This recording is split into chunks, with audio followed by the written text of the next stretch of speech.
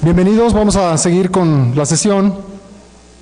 Vamos a tener en la próxima hora 3 presentaciones, la del doctor Arnulfo Valdivia, la del doctor Pablo Mejía y la del doctor Eduardo Loría.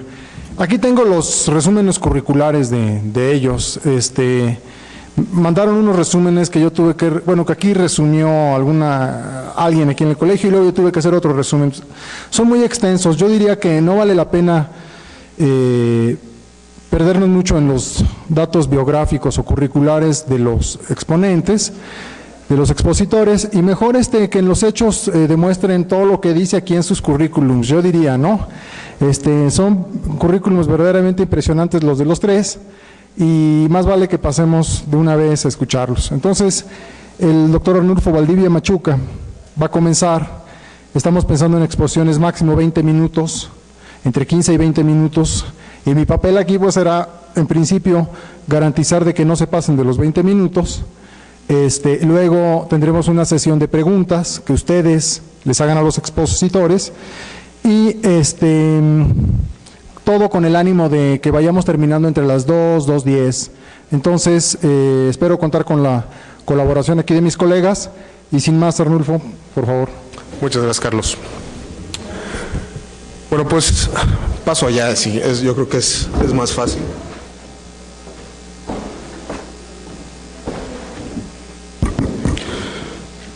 Bueno, pues yo, ante todo, quiero darles las gracias, quiero agradecer al Colegio Mexiquense, evidentemente al doctor Quintana, al profesor Eduardo, a don Omar, la posibilidad de estar aquí ante ustedes y un poco exponer cuáles son las grandes reflexiones que hemos tenido recientemente para poder de alguna manera diseñar una política internacional del Estado de México, que ciertamente no es tarea fácil, y ahorita voy a explayarme un poco más en esta apreciación, pero ciertamente también para que ustedes puedan conocer cuáles son las visiones que tenemos en términos de lo que se tiene que hacer en términos de política internacional para la entidad. Yo tengo la fortuna de ser coordinador de asuntos internacionales de este nuevo gobierno, y sin embargo también debo decir que, bueno, hace no mucho era también académico, y pues obviamente también he participado aquí en el Colegio Mexiquense en algunos diplomados como profesor, por lo cual pues en realidad regreso aquí con mucho cariño y de verdad con mucho entusiasmo y con mucho agradecimiento. Y ya sin más preámbulo, bueno, pues comenzamos. La primera, por favor. Parece ser que en nuestra época actual, mucho se habla de la política exterior de México. Mucho se critica, mucho se ataca, y en algunos círculos incluso mucho se alaba. Hay algo que, sin embargo, me parece que es muy cierto, y que es que la política exterior mexicana, la política exterior de México como país, no estoy hablando en este momento todavía del Estado, está ciertamente desde hace algunos años en un periodo de transición que se ha venido alargando. Pero además es un periodo de transición que ha acusado un debate que aquí don Omar, que conoce perfectamente relaciones exteriores, no me dejará mentir, un debate que se ha venido dando durante muchos años. Y en realidad, para ponérselos de manera muy sencilla, es un debate que tiene que ver con el hecho de que nos apegamos a nuestros principios básicos, a nuestros principios tradicionales de política exterior, que ahora los vamos a ver, o defendemos intereses que la modernidad y las nuevas situaciones en el mundo nos van planteando.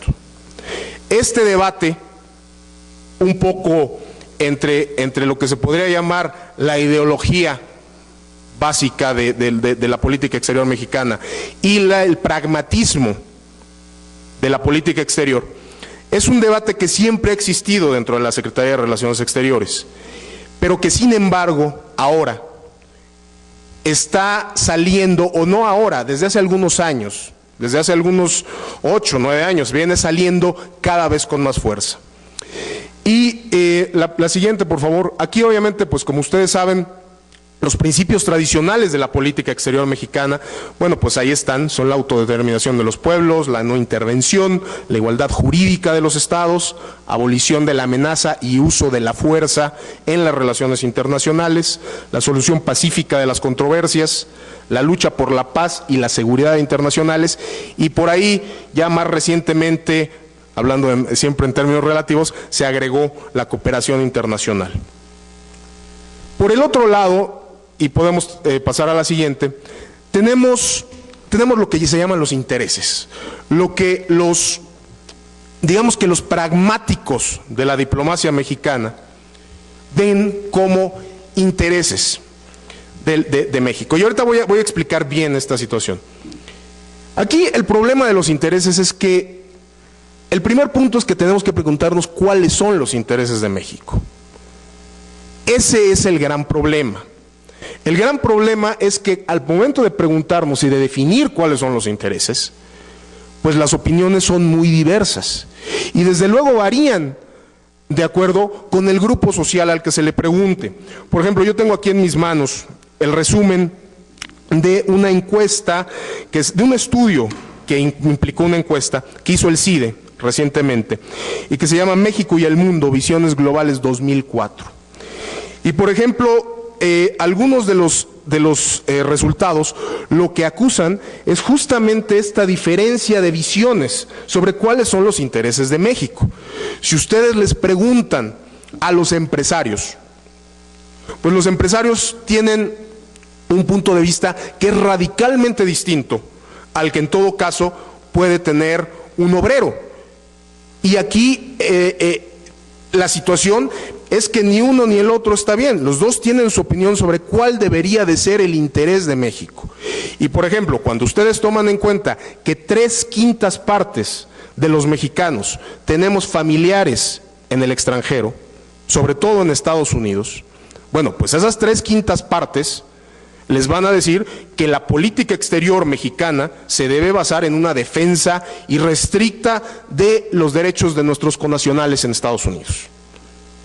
Pero si ustedes le preguntan a las otras 2/5 partes, por ejemplo, a los grandes empresarios que probablemente no tengan familiares en Estados Unidos y su interés más bien de política exterior tenga que ver con la promoción de las exportaciones, por ejemplo, o la apertura de mercados, ¿no? Entonces, en este sentido, el gran problema que tiene la política exterior en términos de cuáles son los intereses que tiene que defender, pues es que son muy variados. Cómo variado es México, cómo variado son las cosmovisiones de los distintos grupos sociales que componen a México. Sin embargo, aquí algo que me parece, y ya empiezo a entrar un poco en tema, es que la política exterior actual, más que caer en una lucha, en una pugna o en una falsa disyuntiva de que si tenemos que defender los principios tradicionales o tenemos que defender los intereses, tendría que tratar de empezar a moverse hacia en medio. A mí me parece, y yo sé que es debatible, pero me parece que los intereses actuales, aunque sean diversos, no necesariamente contraponen a los principios tradicionales.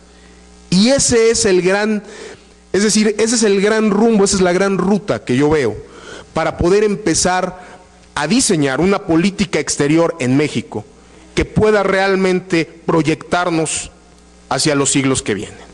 Y que no estemos en una lucha que finalmente también sea, y por qué no decirlo, hay que decirlo claramente, se ha vuelto una lucha también de grupos, una lucha que hacia adentro de relaciones exteriores usa o los principios o los intereses para no estar de acuerdo con el otro.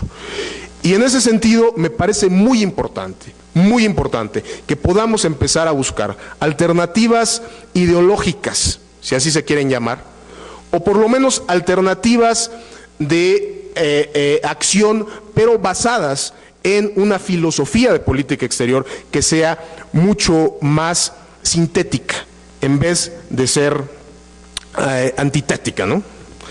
Entonces,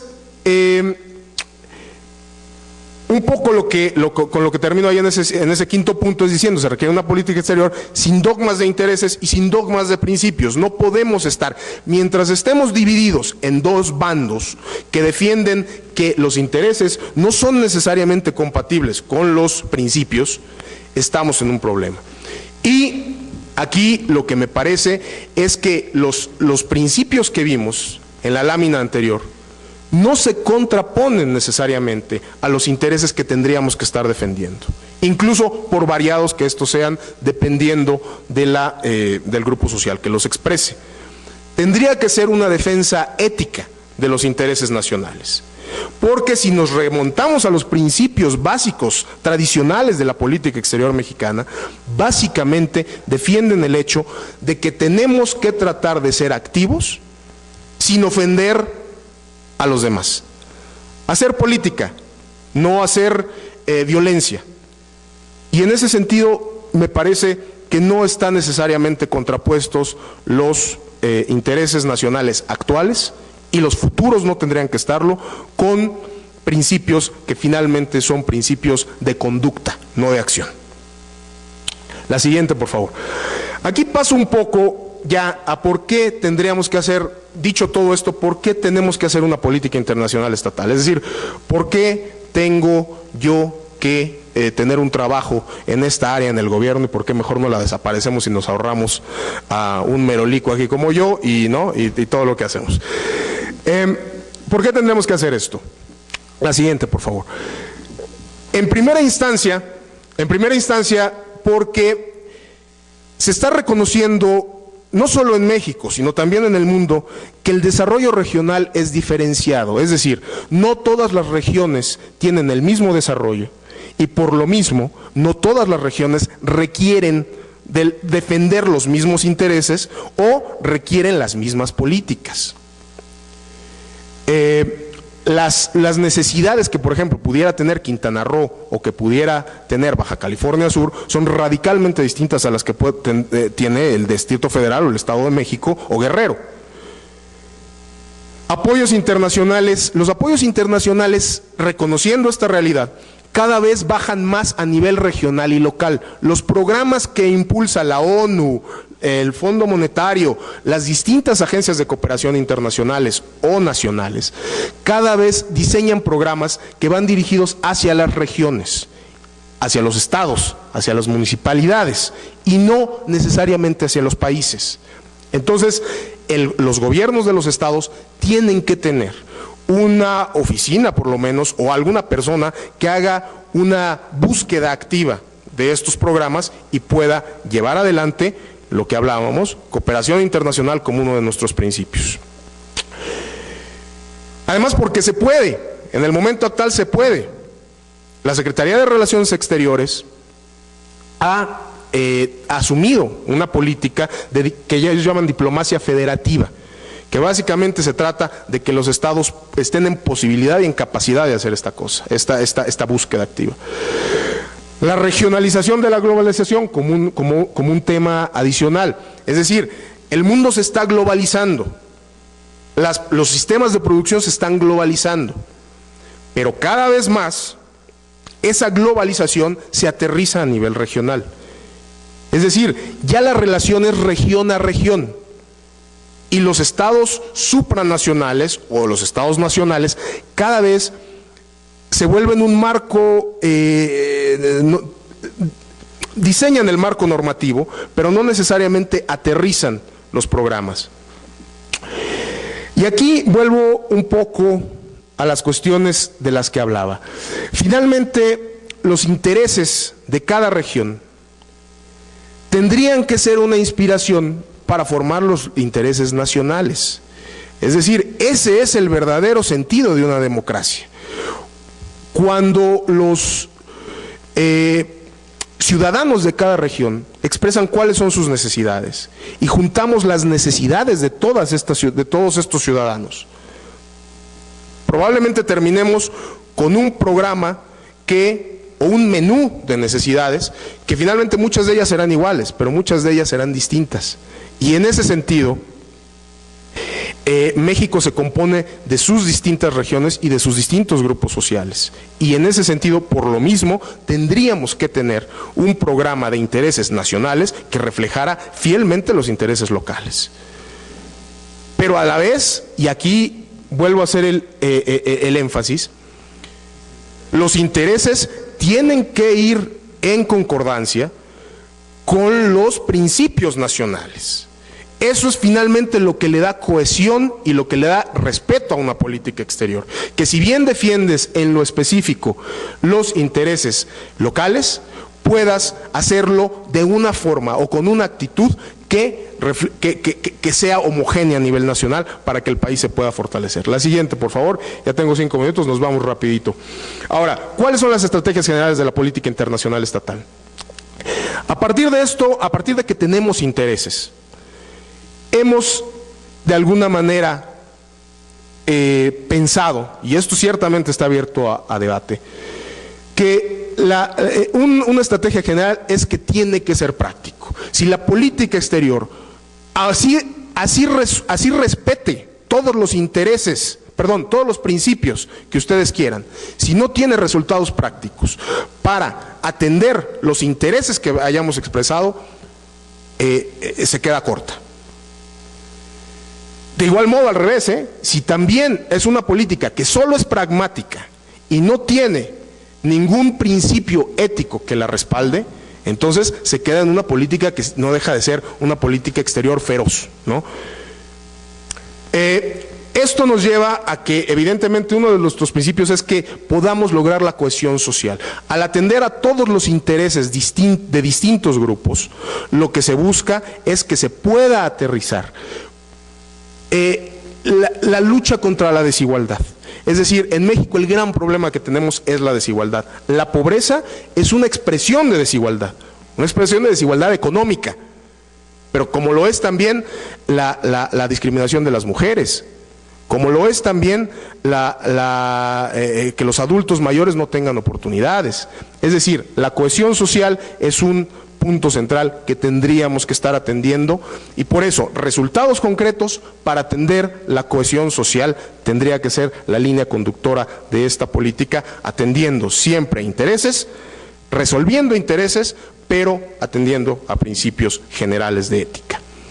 No voy a pararme aquí mucho. Pasamos al siguiente. Eso de alguna manera resume. Nosotros tenemos aquí un cuadro, hemos preparado un cuadro que está a disposición de todo el mundo, con algunos intereses muy específicos que tenemos en cada área que este gobierno ha definido como prioritaria y cómo queremos cooperar, cómo queremos colaborar a nivel internacional para consolidar cada uno de estos pilares. La siguiente, por favor. Y aquí ya entro al tema que nos ocupa literalmente, y con esto concluyo, al tema que nos ocupa en esta conferencia, que es la integración económica, yo le llamo integración regional. ¿Hacia dónde tendría que ir? Atendiendo a todo esto que les acabo yo de decir, ¿hacia dónde tendríamos, cuáles son mis impresiones sobre la integración? La siguiente, por favor. Evidentemente, la integración crea una serie de desajustes en las economías nacionales, en las economías locales, que después se expresan obviamente en intereses, que se expresan en necesidades, que se expresan en carencias de cada una de estas regiones. Y aquí el enorme problema que tenemos en términos de la integración, como se ha dado por lo menos para México, es que nos hemos integrado con Estados Unidos y con Canadá a nivel comercial, a nivel económico, pero estamos levantando muros para que no pase la gente. Entonces, ustedes saben, estudiantes de economía, me imagino muchos de ustedes, que los factores de la producción tienen que trabajar juntos para producir. Y si nosotros estamos integrando economías a nivel económico, si estamos integrando el capital, tendríamos que hacer un movimiento hacia integrar también la mano de obra. Y eso no está pasando. Entonces, una postura clara que tendría que ser la de México, y ciertamente es hoy la del Estado de México, es que la integración tiene que ir acompañada, tiene que ser total, o mejor no es. Porque si no crea desequilibrios que ahora estamos viendo justamente en niveles altísimos de desempleo, porque las industrias que fueron afectadas por la integración con Estados Unidos y Canadá no finalmente pudieron responder y nadie les tiró un lazo para salvarlas y ahí están en crisis. Por eso necesitaríamos fondos de cohesión como a la europea, fondos que nos permitieran que los perdedores, entre comillas, un minutito nada más, que los perdedores de la integración pudieran, en todo caso, perder menos o ajustarse mejor a las nuevas condiciones. Evidentemente esto implica un reconocimiento de la migración como un fenómeno que nace desde hace muchos años, pero que se agrava con los procesos de integración. Inversiones en capital humano y conocimiento para la competitividad, incluso si es producción especializada, que es la que causa la integración, pero que sea competitiva. Y esto simplemente me lleva a decirles que al final lo que tendríamos nosotros que estar haciendo es buscando una integración ética, que respetara la cultura, las industrias de la cultura locales, el medio ambiente, los derechos humanos, y esto no se hace nada más con sueños, se hace con instituciones. Tendría que ser la política exterior, una política que defendiera un interés básico, que es el de compensar a los perdedores de la integración a través de mecanismos e instituciones para así fomentar la cohesión social que finalmente se refleja en atender los intereses específicos de cada uno de los diferentes grupos, haciendo todo esto a través de una forma que respete los principios tradicionales de política exterior mexicana, que son fundamental y centralmente éticos. Tendremos que respetar nuestros principios porque esa es la forma. El fondo son los intereses y dejar de pelearnos porque unos defendemos la forma, otros defendemos el fondo y al final de cuentas estamos entrampados ahí. Les agradezco mucho y estoy a sus órdenes.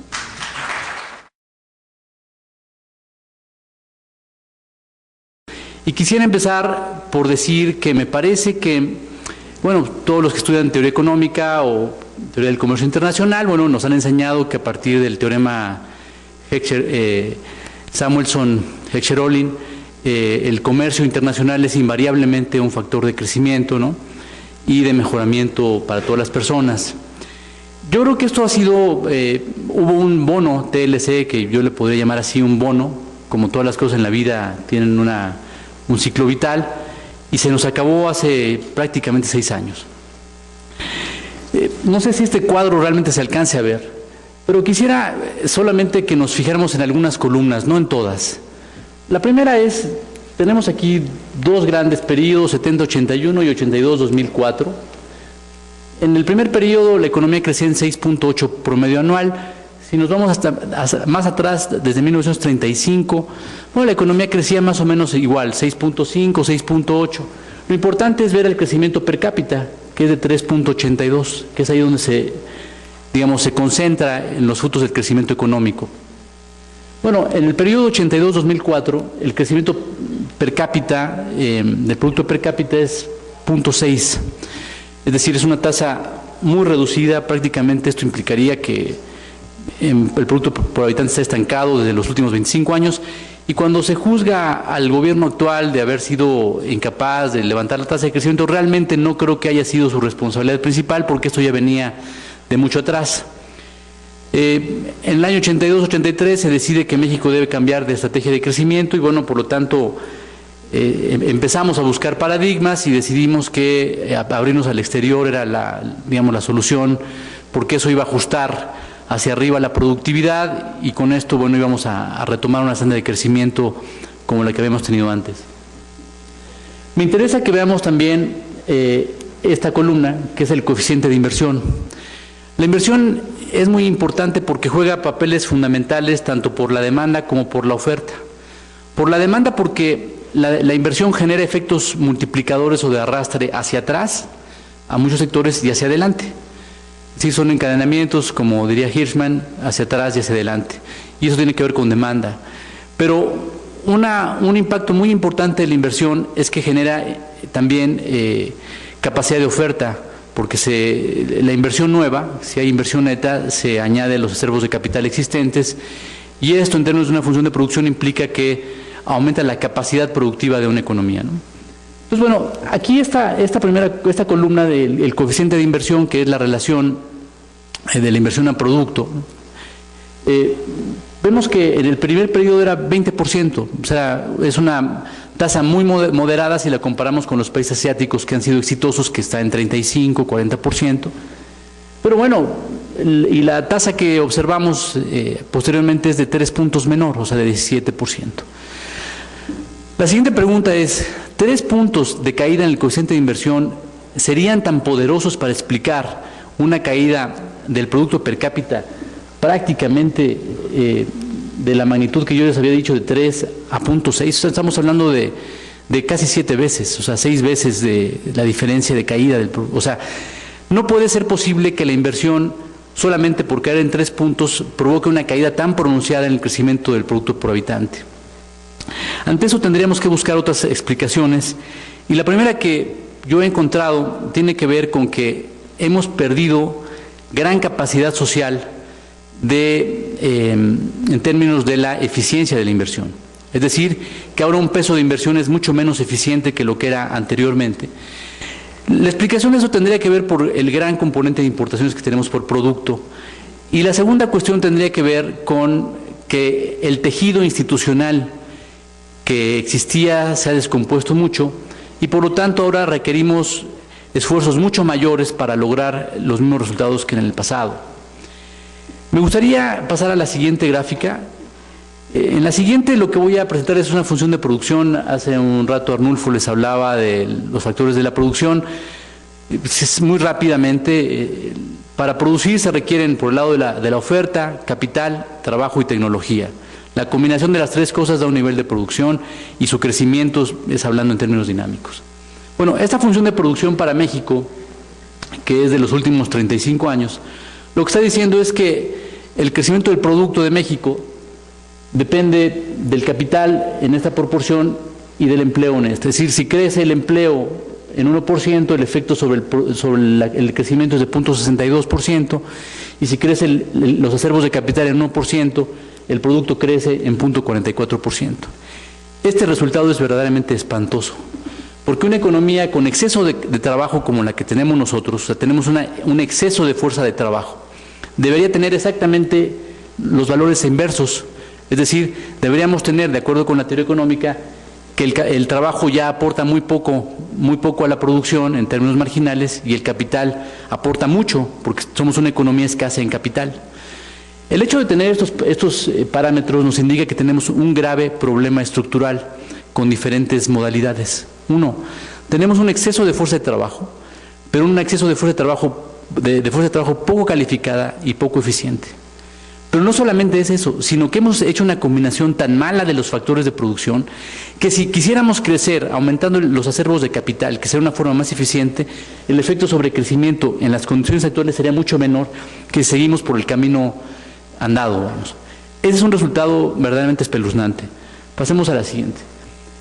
Este resultado a mí en principio me causó una sorpresa bastante desagradable, y después hice estimaciones trimestrales para el periodo 80-2004, que hay datos más frecuentes, y entonces tenemos una función de producción que reporta más o menos el mismo comportamiento que para los datos anuales, y después incorporé el tipo de cambio. Es decir, si estamos hablando de una economía esencialmente abierta, no es la más abierta del mundo, eso es totalmente falso. Somos una economía que se ha abierto mucho, pero para nada la más abierta del mundo. Se ha abierto mucho, y el tipo de cambio real entonces tendría que ser un factor muy importante en la explicación del crecimiento. ¿Por qué? Porque el tipo de cambio real es el precio que nos compara a nosotros con el resto del mundo, es lo que nos permite intercambiar bienes y servicios, y entonces el tipo de cambio real tiene un valor positivo. La suma de todos esos parámetros es 1, lo cual significa que tenemos una función de producción bastante bien estimada o bastante bien comportada, y lo podemos ir en términos técnicos de otra manera. Pero lo importante aquí es ver que incorporando el tipo de cambio real, los parámetros no se mueven estructuralmente, lo que significa que tenemos una muy buena especificación y que realmente son los datos que caracterizan a la economía mexicana en su estructura, ¿no? Para ver qué tan buena es esa estimación, lo que hice fue comparar los datos que resultan de la regresión con tipo de cambio y sin tipo de cambio con los datos observados.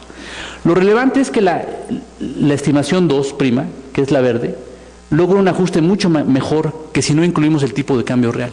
Es decir, que es importante como un factor productivo que explica lo que ha venido pasando el tipo de cambio real, no solamente el capital y el trabajo, sino los precios que tenemos con el resto del mundo. Y bueno, y sí hice unas pruebas estadísticas que la verdad pueden molestar incluso o aburrirlos un poco, pero lo relevante es ver que la ecuación 2' tiene un ajuste mucho mejor estadísticamente que la ecuación que no incorpora el tipo de cambio real, lo que significaría pues que el tipo de cambio real debe ser incorporado. Ahora, ustedes saben, yo dije que para producir se requieren capital, trabajo, tecnología. La tecnología que usa cada empresa es, digamos, el nivel tecnológico con que opera a nivel micro, ya bien sea de la planta, del sector, de la industria. Pero aquí, como estoy estimando una función de producción nacional, o sea, de todo el país, al hablar de productividad estoy hablando de todo el entorno económico, social, cultural, educativo, que determina la forma en cómo se produce un solo bien en promedio y su crecimiento. Lo que realmente destaca aquí es que esta productividad total de los factores, es decir, toda esa productividad que no la podemos observar pero que se siente, digamos, y que está actuando directa y específicamente sobre la producción y sobre la competitividad del país, es negativa, o sea, es decreciente para todo el periodo de estimación. Es decir, que durante 25 años la economía mexicana, periodo a periodo, observa una pérdida de productividad y una pérdida de competitividad. Y sería esta una primera explicación fundamental de por qué dejamos de crecer. Es decir, una economía que no está generando endógenamente una capacidad de ser más productiva, no puede mejorar sus salarios, no puede mejorar la generación de empleos, no puede generar, en síntesis, digamos, las condiciones de vida de una población. No es, digamos, bajo este escenario, plantear lo ético o lo justo que es que los salarios sean más remuneradores, es totalmente sensato, pero técnicamente la forma en que hemos organizado este país para producir no nos permite dar una respuesta en esos términos, y esta es la explicación. Ahora, lo que seguiría es, bueno, ¿qué es lo que está explicando esta caída tan vertiginosa en la productividad total de los factores, ¿no? Bien, hay un gran economista mexicano un gran economista inglés que vino a México hace como un poco más de 20 años, Nicholas Kaldor, que él en el 1966, en una conferencia que dio en Cambridge, se planteaba por qué Inglaterra había dejado de crecer a ritmos importantes en la década de los 60. Y lo que él planteaba era que Inglaterra estaba presentando un problema de composición sectorial de la producción muy relevante, y que esa era la causa por la cual el Reino Unido estaba dejando de crecer o creciendo muy por debajo de los demás países europeos. Yo hice un trabajo hace algún tiempo donde analicé cómo se ha venido comportando la producción a nivel de sectores de México desde 1940, y me parece que la hipótesis de Kaldor, en un artículo sensacional que se llama Las causas del lento crecimiento del Reino Unido, es un artículo del 66, podrían ser una hipótesis explicativa muy, muy poderosa. Yo aquí sombreé el año 70 como el año donde ya empezaban a aflorar problemas estructurales de México. O sea, ya empezaba a haber visos de que el modelo de crecimiento y de acumulación presentaba problemas graves. En el año 70, la manufactura generaba el 23% del producto, el 23%, y el 13% del empleo total. Si ustedes observan, a partir del año 70, la contribución de la manufactura a la producción del total ha venido cayendo en forma relevante. O sea, de constituir el 23%, ahora es el 18%. No obstante, que firmamos un acuerdo comercial donde íbamos principalmente a orientarnos a producir manufactura de bajo valor agregado, pero de alta absorción de trabajo, que pudiera tener efectos, digamos, de spillover o de derrame y de multiplicación de tecnología al resto esa fue la gran apuesta cuando se firmó el TLC. Bueno, lo relevante es que la manufactura, vamos, demostraría que ha pasado exactamente lo contrario. Y que por lo tanto podríamos pensar que en eso existe un problema estructural que nos está explicando por qué México dejó de crecer desde hace 25 años, con una eventual recuperación por el bono TLC, bono apertura comercial, que fue 88 el año 2000, que hubo un ligero repunte del crecimiento económico, pero una vez de que ese bono se acabó, otra vez volvemos a sendas de crecimiento muy bajas, y lo peor es que además parece que son de equilibrio bastante estable, ¿no? Bueno, la segunda cuestión que tiene que ver con este planteamiento de Kaldor es que la manufactura no solamente no puede tener la manufactura más de 25, 30, 35% en la contribución del producto. O sea, ninguna economía reporta cifras arriba de 40, ni siquiera las más industrializadas del este asiático, ni siquiera. Hablamos de entre 25, 35%. Estados Unidos ha venido sufriendo un proceso de desindustrialización muy fuerte, también por el efecto China, ¿no? Pero bueno, lo importante, según Kaldor, es que la manufactura crezca sostenidamente por arriba del crecimiento del producto total. O sea, que el crecimiento de la producción de la manufactura sea ascendente en relación con el del producto total. Vemos la siguiente, por favor. ¿Y qué es lo que tenemos? Yo aquí, todavía ayer estaba trabajando con Leobardo y estábamos estimando aquí crecimientos relativos. Es decir, el crecimiento de la manufactura en relación con el producto, con el crecimiento del PIB, y el crecimiento del sector servicios en relación con el crecimiento del PIB total. Lo que se observa aquí es que cuando decidimos abrirnos al sector externo, o sea, fue una decisión unilateral, vamos, y digamos, si ustedes no saben cómo fue el proceso de apertura comercial, se hizo con regla. O sea, no se utilizó ningún instrumento estadístico, ni de política económica, ni de organización industrial, sino que tenemos que recortar el 25% de aranceles, de permisos previos, tarifas, etcétera. Agarraban con regla a los burócratas de la Secretaría de Comercio en ese entonces y bolas, cortaban abajo y luego le seguían cortando el 25% que seguía, así hasta liberalizar prácticamente todos los sectores. No había ninguna razón técnica que llevara a cuáles sí y cuáles no, sino era simplemente donde acababa el 25% y le seguían.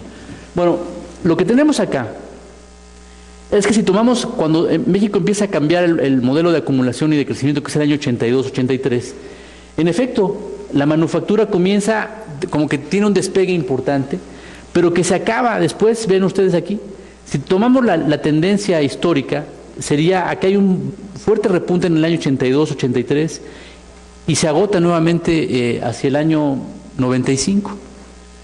Nuevamente hay un repunte por, digamos, la crisis económica, hay una serie de efectos de reacomodo. Vuelve a brincar el crecimiento del sector manufacturero, principalmente por las devaluaciones tan importantes, o sea, por lo cual demuestra que el tipo de cambio es muy importante como un factor de industrialización. Y nuevamente se nos acaba esto hacia el año pasado, etcétera, y venimos observando tasas de crecimiento. La última lámina, o sea, tasas de crecimiento, insisto, muy bajas, ¿no? Bueno, esta última es la última, les prometo. Yo sé que su curso de econometría es el peor de todos, es la materia a brincar, pero cuando aprenden el poder que les da la econometría se enamoran, se los puedo asegurar. Por eso. Esta ecuación que es muy sencilla, nos indica, o sea, vamos, es como cuando un médico le dice al paciente, saca la lengua, ¿no?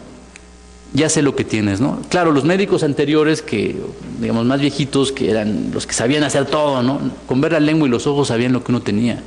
Ahora tienen que ver resultados clínicos, ¿no? Y no pueden leer la lengua, ¿no? Entonces, ¿qué es lo que tenemos aquí? Quise ver el crecimiento económico de México para este periodo 70-2004, si podía ser explicado centralmente por dos sectores que han tenido la parte protagónica de la historia económica de México en ese periodo, que es manufactura y servicios.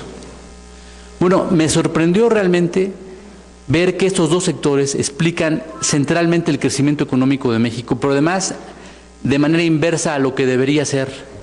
Es decir, de acuerdo con la hipótesis de Kaldor, este parámetro de la contribución al crecimiento económico total de la manufactura debería ser de 0.75 y los servicios deberían ser de 0.25. Lo que pasa en nuestro país es que ocurre exactamente lo contrario. Por la fuerte fase de desindustrialización que hemos atravesado, resulta que la manufactura al crecer solamente va a incidir en una cuarta parte sobre el crecimiento económico, mientras que los servicios lo van a hacer en 3/4 partes. Todas las pruebas estadísticas están aquí, lo cual demuestran que es una ecuación bastante robusta.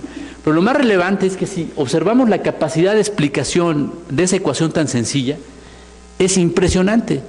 Es decir, que con esa ecuación tan sencilla, o sea, si yo conozco el crecimiento de la manufactura y el crecimiento de los servicios, yo puedo pronosticar el crecimiento económico de esta manera. Pero lo más grave es que nuestra economía tendría que tener los valores al revés. Es decir, la manufactura debía contribuir con el 75% del crecimiento y los servicios al 25%. Lo que pasa es que en México, y con esto concluyo, el sector de servicios no es como en la India, que es un sector de servicios globalizado, integrado, de alta tecnología, de rendimientos crecientes, y nuestro sector de servicios es un sector exactamente al revés. Es decir, como México no hay dos. Gracias.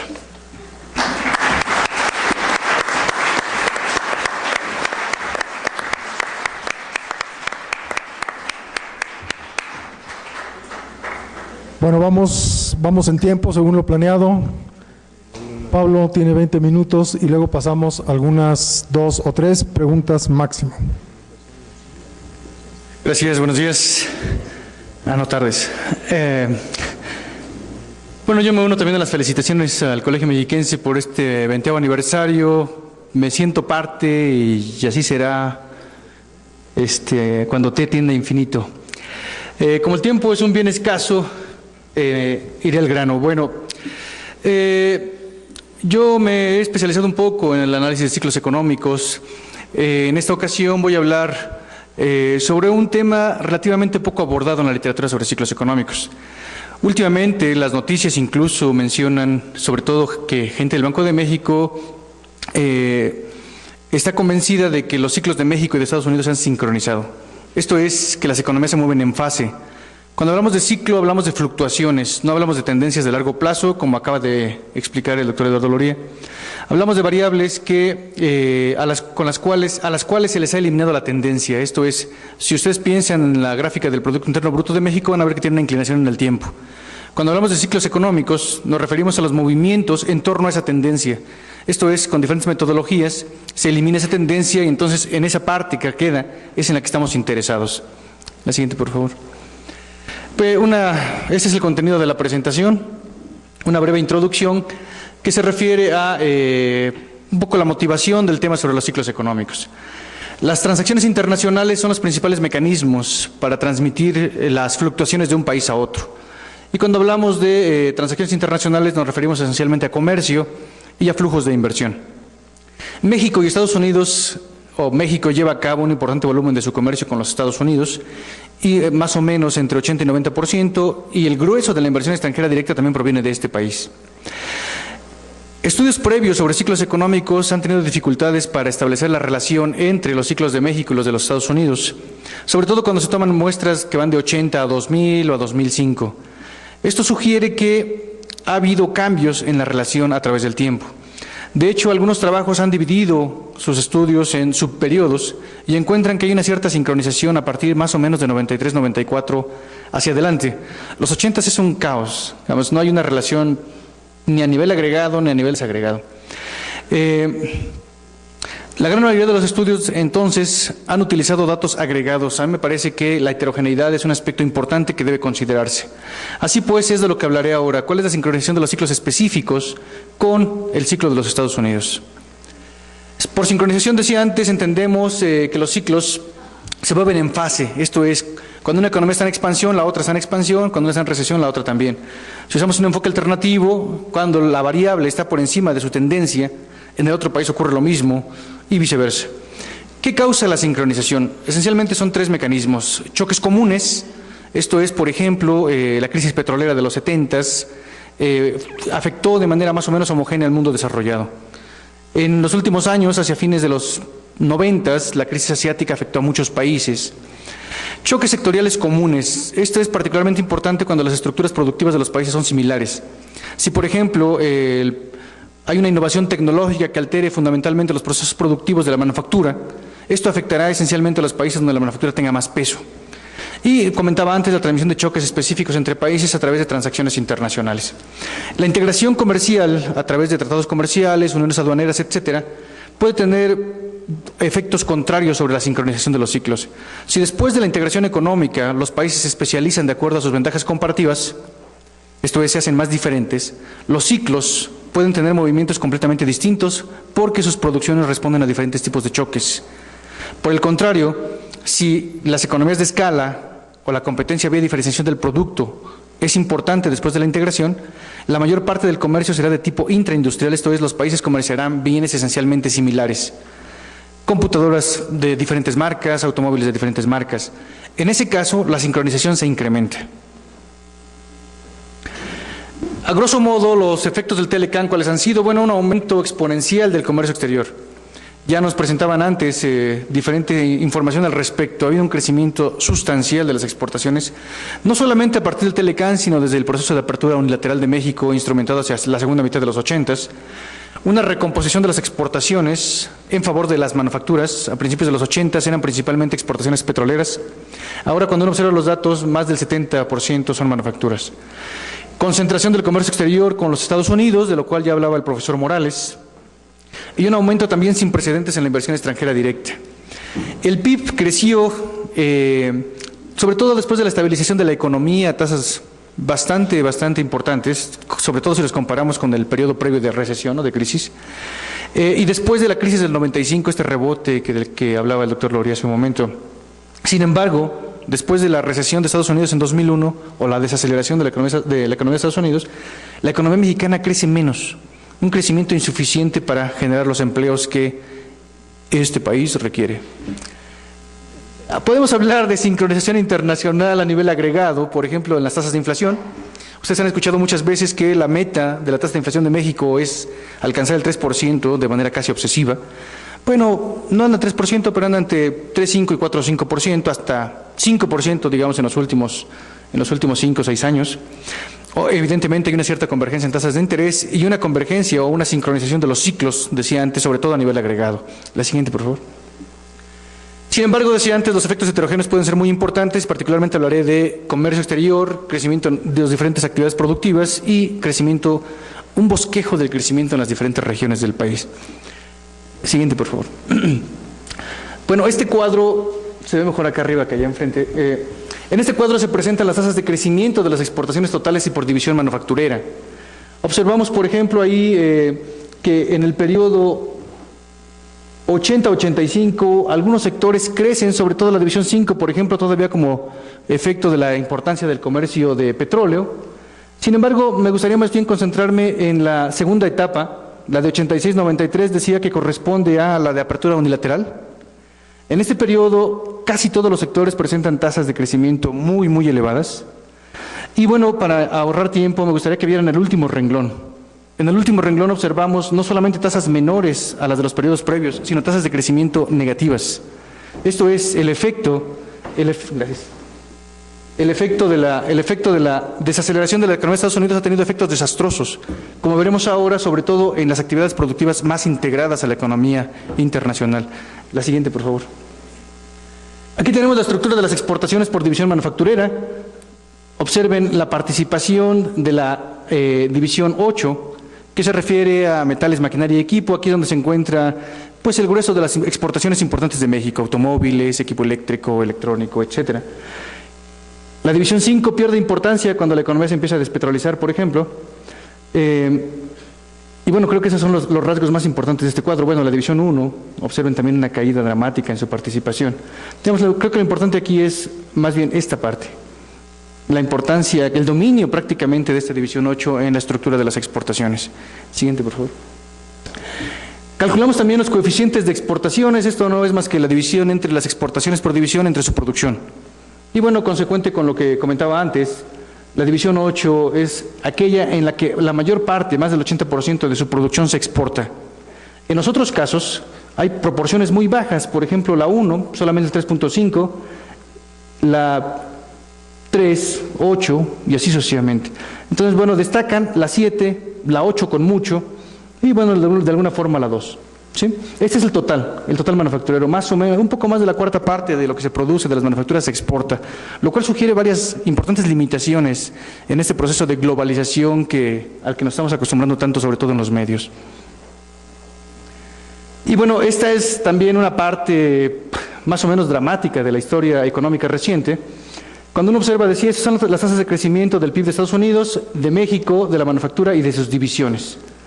Aquí, por ejemplo, observamos tasas de crecimiento no muy altas, pero moderadas, digamos, positivas al menos.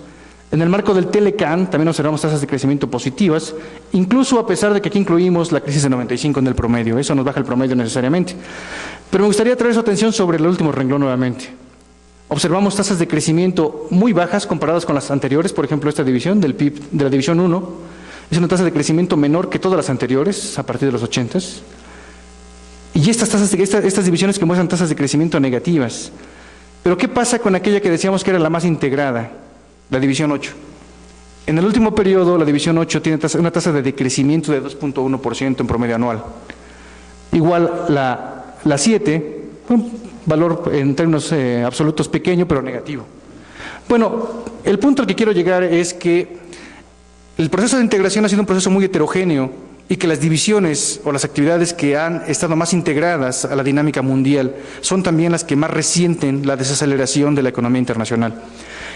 Es importante destacar que en este periodo no solamente ocurre la desaceleración de la economía estadounidense, también coincide con el ingreso de China a la OMC y desplaza evidentemente a México de su posición en el mercado estadounidense porque comercializa una buena cantidad de bienes similares. Y además esta pérdida de competitividad de la que se ha hablado reiteradamente de la economía mexicana y que generalmente se asocia con las reformas estructurales. Bueno, hay gente que piensa que las reformas estructurales serán suficientes para crecer, no es mi opinión. Yo pienso que hay otros factores determinantes de este crecimiento, tales como, por ejemplo, las instituciones. Pero bueno, eso es otro tema. Siguiente, por favor. Cuando observamos la información a nivel de rama de producción manufacturera, bueno, podemos ver algunos cambios dramáticos que comentaba antes a nivel de división. A nivel más desagregado se puede observar prácticamente el mismo tipo de comportamiento. Las barras azules son la tasa de crecimiento anual promedio para el periodo 93-2000, que ya es prácticamente el periodo Telecan. Y después las barras rojas corresponden al periodo que coincide con esos últimos 3 eventos que decía: la desaceleración de la economía de Estados Unidos, el ingreso de China a la OMC y la pérdida de competitividad de la economía mexicana. Si observamos en general, sobre todo en esta parte, las tasas de crecimiento de las ramas son mucho mayores que la mayoría de las ramas de los siguientes episodios. Estos valores negativos grandes incluso muestran situaciones todavía más dramáticas, porque hay decrecimientos de más de 5% en promedio anual en el segundo subperiodo. Siguiente, por favor. Pero decía que el tema era más bien hablar de los ciclos económicos. ¿Cuál es la evidencia a nivel de rama de actividad? Bueno, aquí calculamos coeficientes de correlación sencillos, simples, entre las fluctuaciones, esta versión es la tasa anualizada de crecimiento de las ramas y la tasa anualizada de crecimiento de la manufactura de los Estados Unidos. También aquí observamos, estos son los valores de los coeficientes de correlación. ¿Sí? Las barras azules corresponden al periodo 93-2005, es el periodo completo para el cual hay información homogénea, y las barras rojas corresponden al periodo 2001-2005. Noten que en muchos casos, sobre todo aquí al principio, se observan valores mayores en el subperiodo último. Esto uno podría pensar que puede ser bastante benéfico, ¿no? Porque indicaría que estamos más integrados a la economía de Estados Unidos. De hecho, así lo indica. Pero si tomamos en cuenta que en este periodo la economía de Estados Unidos ha crecido en promedio menos que antes, eso nos sugiere entonces que cuando la economía de Estados Unidos decrece, la economía mexicana en sus diferentes actividades decrece también, y decrece mucho, como acabamos de ver. Siguiente, por favor. Creo que esta información va a ser más ilustrativa. Aquí clasifiqué las ramas con las cuales se tienen diferentes grados de correlación con la economía de Estados Unidos. Estas corresponden a las ramas con las cuales se tiene una correlación débil. Esta es aquella que tiene coeficientes de correlación por debajo de 0.4, lo cual es bastante razonable. Esta columna indica el valor del coeficiente de correlación máximo, considerando valores rezagados y adelantados de cada una de las ramas. Esto es, yo hago una correlación entre el valor rezagado de la rama 13 y los valores de la tasa anualizada de la producción de Estados Unidos. El coeficiente de correlación, y así lo hago para diferentes rezagos hasta 9, y para diferentes adelantos hasta 9. La información que obtenemos es que los coeficientes son muy bajos en general. Estos son los coeficientes de correlación entre valores contemporáneos. Noten que en algunos casos incluso los valores son negativos. Eso indicaría que cuando la economía de Estados Unidos crece, la producción de esta rama decrece. ¿Sí? Esto no es, creo, tan relevante a no ser por la gran cantidad de ramas que tienen una correlación débil. La siguiente, por favor. Este cuadro muestra las ramas que tienen una correlación moderada, esto es, que tienen coeficientes de correlación entre 0.4 y 0.6, lo cual también resulta, es arbitrario, pero es bastante razonable. Observamos, pues, que, además, otro factor importante es cuando la actividad de la rama en cuestión sigue al ciclo de Estados Unidos. Ahí podríamos hablar, sin que se pruebe, se va a probar en una etapa posterior de esa investigación, pero sí que se pruebe, podemos pensar en un factor de causalidad por lógica. La economía de Estados Unidos es más grande y una parte muy importante, por lo menos en algunos casos, de la producción de la rama se exporta. Entonces, podemos pensar que si la producción de la rama sigue a la economía de Estados Unidos, hay un efecto causal. Bueno, las ramas que están en color rojo son las que tienen una correlación moderada, pero además siguen a la economía de Estados Unidos. Déjenme decirles que la suma de la producción de estas ramas, en promedio, es el 8% del PIB total. Siguiente, por favor. Estas ramas corresponden a aquellas que tienen una correlación fuerte. También aquí observen, los coeficientes de correlación están por encima de 0.6 hasta 1, ninguno llega hasta 1. Hay algunos, también nuevamente contamos aquellas en las cuales se sigue o son contemporáneas para hablar de un efecto causal. Hay algunas en color azul que diría que la rama antecede al ciclo de Estados Unidos, lo cual no es muy lógico, pero en estos casos el coeficiente de correlación contemporáneo también es alto. Entonces pensamos que también en esas actividades hay un efecto causal de la economía de Estados Unidos. La suma de la producción de todas estas ramas es 8% del PIB aproximadamente también. Siguiente, por favor. Bueno, ¿qué nos sugiere esto? Bueno, esto lo que nos sugiere es que podemos seguir la misma información, pero para el periodo más largo. Cambian un poco las ramas, pero en general vean la cantidad de ramas con las cuales tiene una correlación fuerte. Este es, 93-2005, son 2, 4, 6, 7 ramas. El 8% del PIB es una proporción muy baja. Entonces, cuando hablamos de integración de las actividades productivas de México a la economía internacional, bueno, tenemos que matizar el asunto. El profesor Eduardo Loriantes comentaba que el PIB del sector servicios pesa mucho. El sector servicios en general produce bienes no comerciables, lo comentaba él. No tenemos un sector servicios moderno. Lo que en el sector servicios se contabiliza son peluquerías, transporte, son bienes esencialmente no comerciables. Si hablamos de integración económica internacional, tendremos que hablar necesariamente de exportaciones, y estas deben ser esencialmente manufactureras. Y las ramas que están fuertemente vinculadas con la economía de Estados Unidos suman el 8%. Si sumamos la producción de las ramas con las que hay una correlación moderada o fuerte, nos daría 16% del PIB, lo cual es una proporción bastante baja. Siguiente, por favor. ¿Cuál es la evidencia para los estados de México? Y este es algo que está en proceso. Bueno, aquí observamos las tasas de crecimiento de los estados de México para diferentes subperiodos. La línea azul es la tasa de crecimiento para el periodo 40-81, es la época de la sustitución de importaciones. Al final aparece el promedio nacional para diferentes subperiodos. Me gustaría llamar su atención sobre el PIB del Estado de México, que está aquí. En promedio, el PIB del Estado de México crecía más de 10%, muy por encima de la media. ¿Qué pasa en el último subperiodo 2001-2003 para el cual hay información estadística? Bueno, el PIB del Estado de México es ese puntito que está ahí, casi 0% en promedio. El PIB nacional está ahora por encima del PIB del Estado de México. Esto también nos habla de las dificultades que ha tenido el Estado de México para adaptarse al nuevo modelo de desarrollo. Aquí la tarea por hacer es muy grande. Siguiente, por favor. Esto es más o menos la misma información, solamente con producción manufacturera. Aquí hay información más actualizada. Aquí aparece la tasa de crecimiento promedio para el periodo 93-2005. Aquí al final aparece nuevamente la media nacional y el periodo 2001-2005. Nuevamente el Estado de México está aquí. Crece menos entre el 93 y 2005 que el nacional. Y tiene una tasa de decrecimiento en el periodo 2001-2005 comparada con una tasa de crecimiento muy pequeña a nivel nacional. Esto todavía evidencia más las dificultades, no solamente del PIB total del Estado de México, sino de la manufactura mexiquense. Siguiente, por favor. Conclusiones. El grado de integración y la magnitud de la asociación entre las fluctuaciones manufactureras de México con el ciclo de Estados Unidos se ha incrementado efectivamente de manera sustancial en el marco del TLCAN. Un estudio previo que va a publicarse en Ciencia Ergo Sum, que dirige el doctor Loria, muestra esta evidencia utilizando submuestras que se desplazan en el tiempo y muestra que efectivamente es a partir de mediados de los 90 cuando la correlación se hace más fuerte. ¿Estos resultados qué sugieren? Bueno, sugieren una gran heterogeneidad. Cuando uno analiza el ciclo a nivel agregado, podrá concluir, quizá inadecuadamente, que la economía mexicana se ha sincronizado con el ciclo estadounidense, cuando realmente hay muchos matices que hay que tomar en cuenta. Aquí no presento la información para los estados, decía está en proceso, pero mi impresión también es esa. Habrá algunos estados, principalmente de la frontera, que estarán más integrados al ciclo estadounidense que los del centro del país.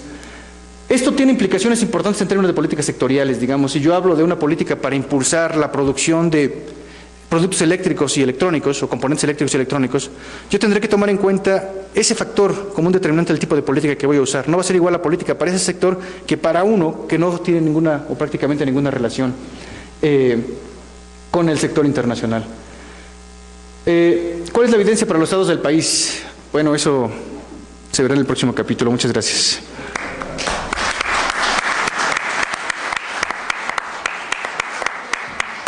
Exposiciones, pero también por respetar los tiempos. Tenemos escasos 5 o 6 minutos para hacer una o dos preguntas, yo diría máximo, y muy breves, no mini exposiciones, por favor. No mini exposiciones, no espontáneos. Necesitamos 2 preguntas muy breves para dar chance a nuestros expositores de intentar responder. Lo que normalmente ocurre es que nadie quiere ser el primero en preguntar y después todo el mundo quiere preguntar, pero nada más va a haber 2 preguntas. Si nadie, aquí hay una, pero mejor dejemos a ver si los asistentes, profesor Morales, vamos dejando a ver. ¿Nadie se anima? ¿Tienen 10 segundos? Órale. Es para el doctor Loria. Quisiera preguntarle qué futuro le ve a México en materia de crecimiento si todo se está enfocando a la terciarización. El empleo formal, bueno, el empleo que se está generando, el 70% son informales. Y todo el financiamiento que se está dando al sector productivo es mínimo. La banca comercial solamente está financiando cuestiones de consumo y de vivienda. ¿Qué podemos esperar a futuro? Gracias. Una más. Abajo a la derecha. El profesor Morales ya había dicho, nadie más se animó.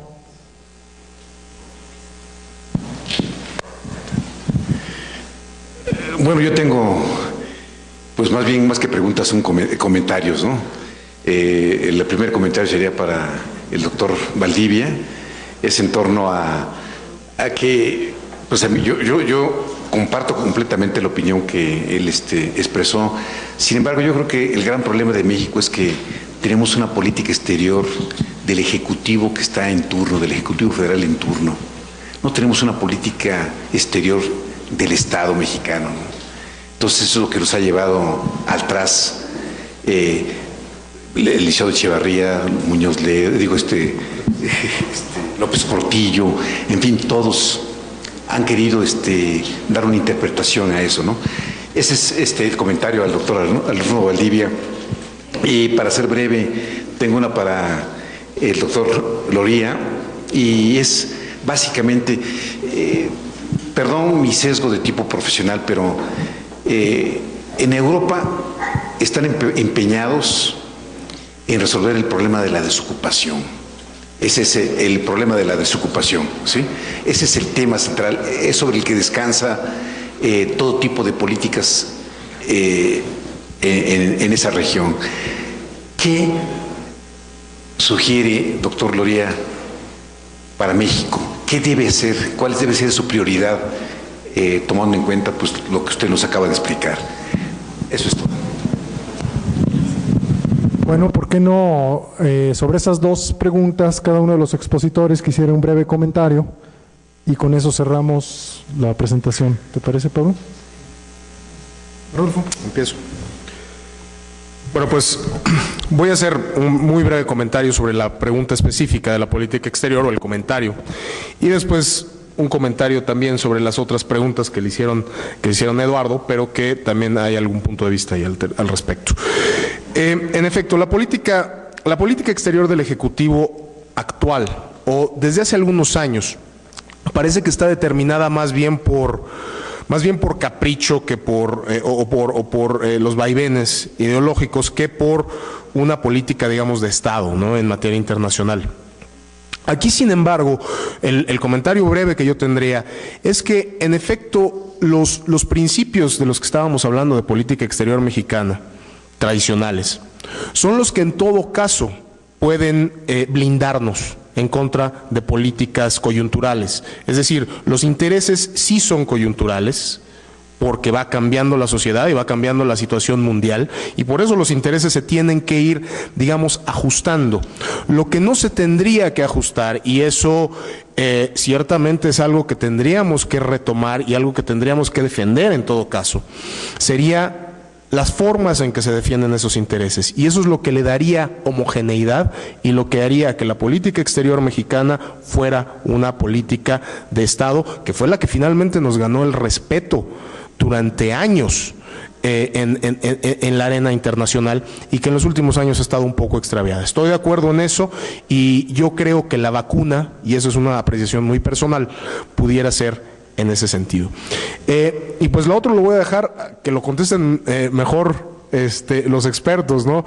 Pero yo estoy totalmente de acuerdo en la cuestión esta de la terciarización artificial. Le comentaba ahorita a Eduardo que, en efecto, la economía mexicana tiene una especie de terciarización artificial, así le llamo yo, que finalmente nos lleva a tener una estructura económica que se parece mucho a la de los países desarrollados, ¿no? Una estructura macroeconómica y una estructura microeconómica que se parece mucho más a los países africanos, ¿no? Entonces, en ese sentido, parte de lo que nosotros tendríamos que hacer es, y regreso un poco a la política exterior, es que justamente muchos de los perdedores de la integración económica han tenido que dedicarse a la economía informal, a los servicios, digamos, de poco valor agregado, porque justamente no ha habido una política de Estado o una política de compensación que les permita a ellos adaptarse a esta nueva época. Mientras no haya fondos, como yo les decía, fondos del Estado que le permitan a los perdedores de la integración, a aquellos obreros que cierran su fábrica porque ya no es competitiva, a aquellas personas que como personas en sus capacidades ya no son competitivos, mientras no haya programas de ajuste para todas estas personas y para todas estas industrias, en realidad lo que podríamos estar esperando es que conforme se profundice la integración, se seguirá profundizando la informalidad y ciertamente esta terciarización artificial.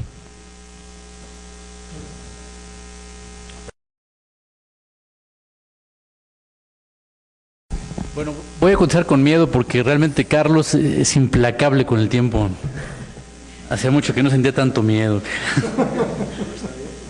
Bueno, realmente esa pregunta es pues una pregunta muy profunda que tendría que ver con el proyecto de nación y más bien la viabilidad de nación, ¿no?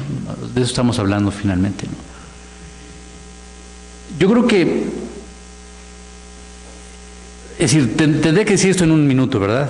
Digo, cuando podría ser motivo para escribir muchos libros y muchos foros, etcétera, muchas campañas presidenciales, etcétera.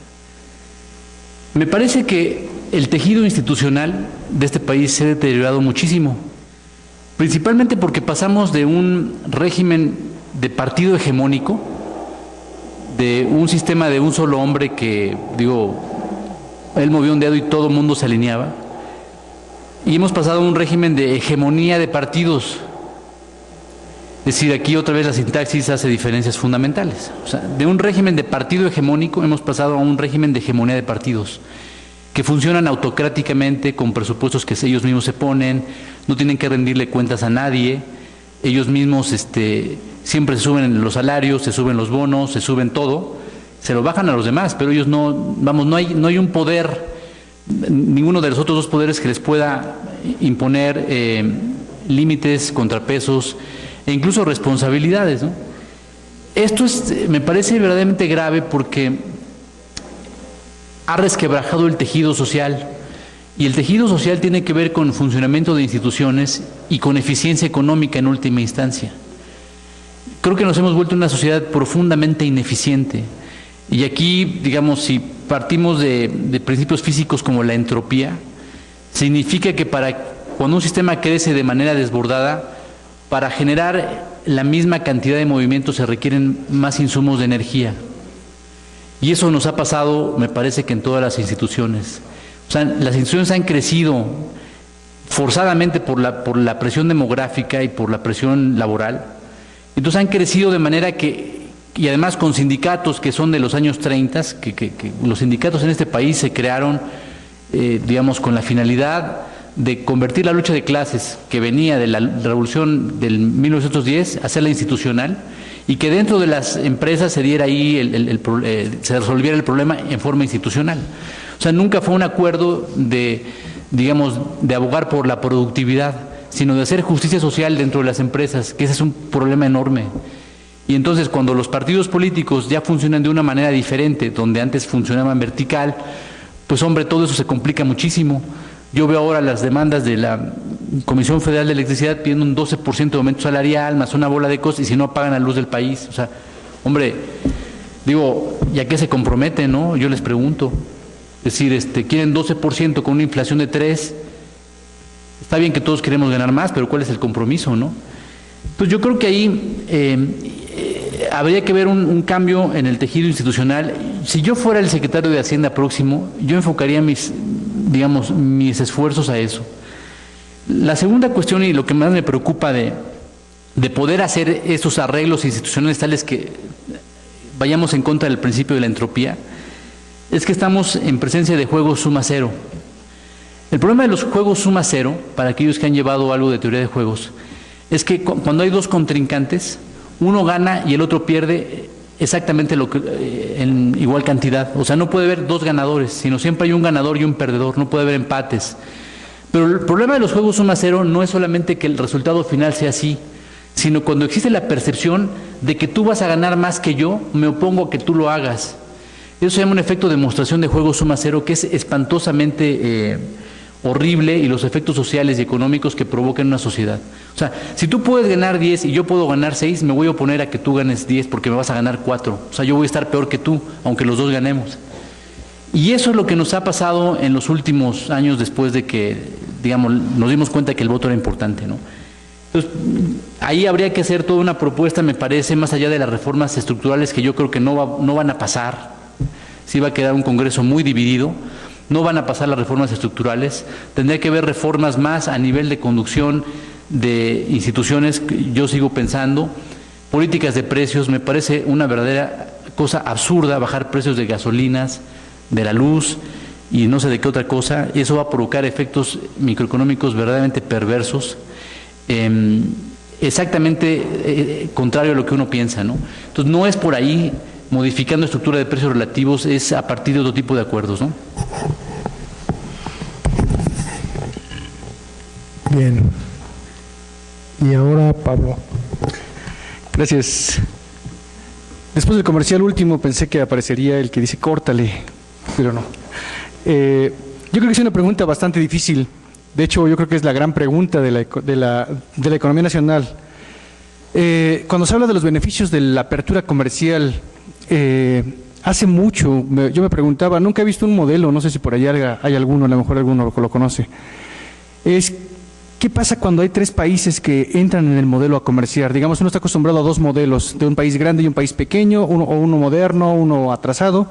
Uno se especializa en la producción de bienes avanzados, otro se especializa en la producción de bienes tradicionales, vamos a decir, pueden ser intensivos en mano de obra, intensivos en recursos naturales. Pero ¿qué pasa cuando hay un tercero que produce lo mismo que el país atrasado? Es una pregunta teórica que yo no he visto ningún modelo que tenga ese caso, a lo mejor por ahí debe haber alguno, pero la realidad ya nos ganó. Cuando China entra de lleno al mercado internacional, entonces empieza a desplazar a México. A Centroamérica puede desplazar a México, el ALCA puede desplazar más a México del mercado estadounidense. Mi impresión es que si las políticas siguen como van, digamos, si este proceso de integración económica internacional se sigue dando la forma como se lleva, se van a polarizar más las situaciones que ya tenemos. Ahora hablaba de algunas ramas, solamente algunas ramas que están integradas, o podemos hablar de que están integradas en la economía internacional. También se puede hablar de regiones, y si vamos a un nivel todavía más humano, podemos hablar de personas que pueden integrar esta lógica, pero hay una cantidad que se quedan fuera. Bueno, ¿qué hacer entonces? Creo que el problema con el que hay que lidiar ahora es este que se denomina jobless growth, que es crecimiento sin empleo. Las economías ahora, aún creciendo, generan menos empleo del que solían generar. ¿Por qué? Por procesos de automatización, entre otros. Entonces, pero sin embargo, generar empleos solamente puede tener como causa el crecimiento económico. Entonces las economías deben crecer. Ahí yo creo que, otra vez el tema de las reformas es un tema recurrente. Yo creo que la gente está de acuerdo en llevar a cabo reformas, donde no está de acuerdo es en qué tipo de reformas. Yo creo que eso habría que discutirlo pues, en otra sesión, en otro coloquio. Veo que el doctor Garrocho está mirando el reloj. Pero yo creo que lo que podemos hacer en principio es, el tema institucional me parece fundamental. Ayer el doctor Carlos Alba comentaba de los altos costos de las empresas sobre seguridad, por ejemplo. Hay datos que muestran que más o menos el 5% de los ingresos de las empresas se tienen que pagar en lo oscurito, ¿no? Costos de corrupción. Y así podemos hablar de muchas cosas. Bueno, yo creo que no estoy hablando de cambiar las instituciones, estoy hablando simplemente de aplicar las instituciones. Se habla de que la evasión fiscal por el IVA es más de 10%, por impuesto sobre la renta puede ser otro tanto, si no es que más. Entonces, bueno, yo creo, si hay reformas estructurales, pero las instituciones no se siguen respetando, bueno, podemos tener esas reformas u otras, y las cosas no van a cambiar radicalmente. Primero. Segundo, yo creo que hay un problema de eficiencia del gasto público. Los datos del Foro Económico Mundial muestran que uno de los factores por los que México no es competitivo es la composición de su gasto. México tiene déficit casi nulo o superávit incluso, y sin embargo el gasto corriente sigue siendo muy elevado. A lo mejor no arregla el problema, pero ayuda mucho. Yo creo que ese tipo de factores, esos tipos de dos factores son el telón de fondo en el que tiene que desenvolverse cualquier tipo de política. No son tiempos ya de subsidios, no son tiempos ya de inducir o de impulsar sectores particulares, me parece, yo estoy de acuerdo con esa posición. Yo creo que son más bien tiempos de poner las condiciones para que el sector privado, el sector productivo opere de la mejor manera, a los menores costos posibles. Muy bien, muy bien.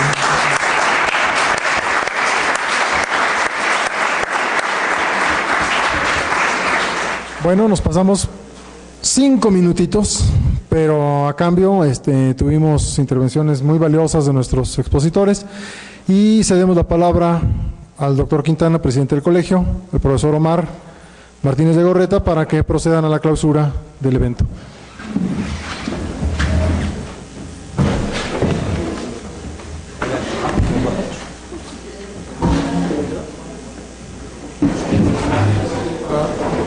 Nos quedamos entonces.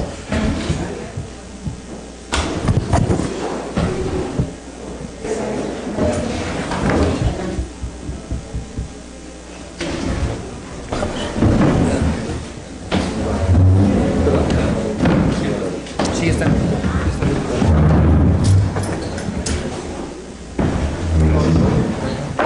Bien, pues seremos realmente muy breves, señores integrantes del Presidium. Esta tarde terminan formalmente los trabajos del coloquio Integración Económica, Experiencias e Implicaciones para México, que organizamos de manera conjunta con la Universidad Autónoma del Estado de México a través de la Facultad de Economía.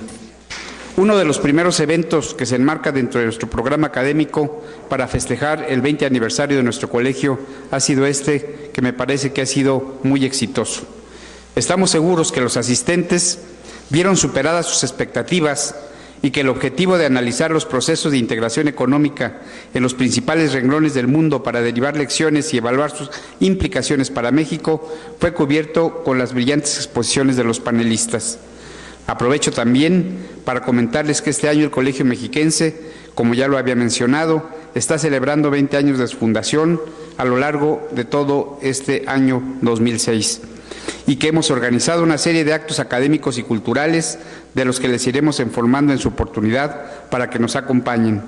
Queremos hacer parte de esta celebración a instituciones hermanas como es la Universidad Autónoma del Estado de México, con quien nos unen lazos muy estrechos. Desde luego agradecemos a la Universidad Autónoma del Estado de México, a sus investigadores y desde luego también a los investigadores del Colegio Mexiquense que han participado en este importante evento, su dedicación, su brillantez realmente tanto del día de ayer como de hoy en cuanto a tratar temas tan serios como los que abordó este coloquio. Y desde luego, para no agotar más tiempo, quisiera pedir a ustedes si nos ponemos de pie para dar clausura formal a este evento. Siendo las 14:30 del día 15 de marzo del año 2006, me es muy grato declarar la clausura formal de los trabajos del coloquio Integración Económica, Experiencia Internacional e Implicaciones para México. Muchas gracias por su presencia y por su apoyo para el buen desempeño de los trabajos de este evento académico. Felicidades y que los conocimientos, especialmente a los jóvenes que nos acompañaron, que los conocimientos que han adquirido sean de utilidad en su formación profesional. Felicidades a todos. Buenas tardes.